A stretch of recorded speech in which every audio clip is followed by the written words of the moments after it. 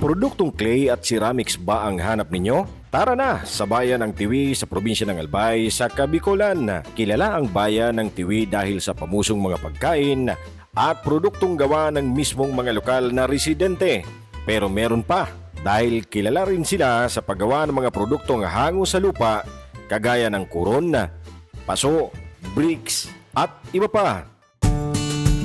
Pinakasentro ng paggawaan ng Barangay Putsan kung saan kaliwat kanan ang gumagawa ng iba't ibang uri ng produkto gamit ang clay o ibang uri ng lupa. Ang mga kagamitang gawa sa clay o putik ay gamit na ng ating mga ninuno noong unang panahon na tinatangkilik pa rin hanggang ngayon.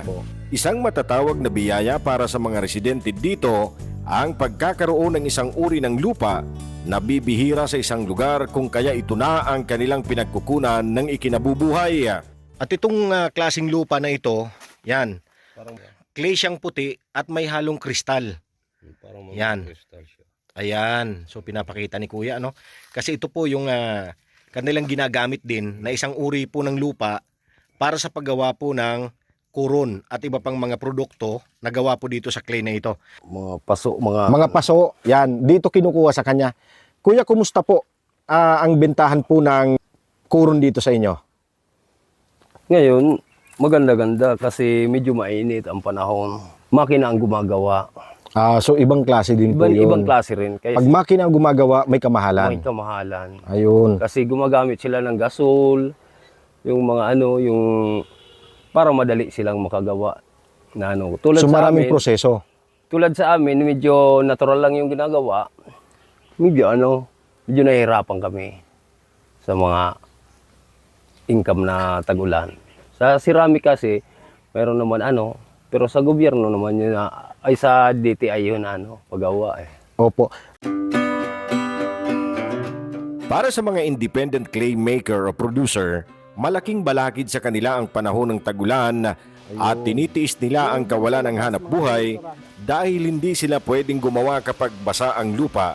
Kaya nananawagan sila sa gobyerno na matulungan na magkaroon ng dryer upang tuloy-tuloy ang kanilang production at matulungan ang mga maliliit na gumagawa sa kanila. Okay. At marami na din, sir, sa mga ito ang nakarating na po sa ibang bansa. Ayun.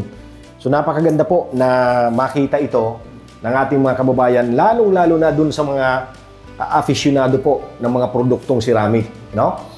Aside from ceramic, yung talagang clay na kinukuha po dito dahil ayon po kay Sir Salem, bilang tagapamahala rito, is purely only for local. Yung exporting, bali-bahala naman ng exporter. Kasi hindi kaya, may mga exporter ko kasi kanya-kanya Ang halimbawa ito, kada column, iba-iba yung magsaliri. So kung halimbawa siya kasi limited yung produce na clay kang association, tapos bakulo na kami, may kayang mag-supply na solo. Bako kaya siyang association siya, bako siyang cooperative. Okay. So kayang pagsama-sama yung mga dahil siya pagsama-sama. Sa katunayan ay may pinagawang common facility ang gobyerno sa pamamagitan ng DTI, ang Phil Ceramics, ngunit mas marami nila ang gumagawa sa labas at mismong sa kanilang bakuran. Napakalaki ng potensyal ng negosyong ito na dinarayo pa ng mga galing sa ibang bansa upang ma-showcase sa buong mundo na mahalaga ang negosyong putik kung tawagin ng iba. Para sa BBM Movement, Bing Alerta, Tiwi, Albay. Join BBM Movement now!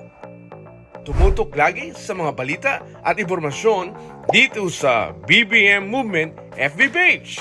Siguraduhin i-click ang follow, like, at share sa aming social media accounts. Sumali rin sa iba pang giveaways at magkaroon ng tsansang mabigyan ng brand new cellphone. At sa hinaharap, marami pa. Dahil sa BBM Movement, gusto namin busog ka! BBM Movement. Bansang busog ang mamamayan.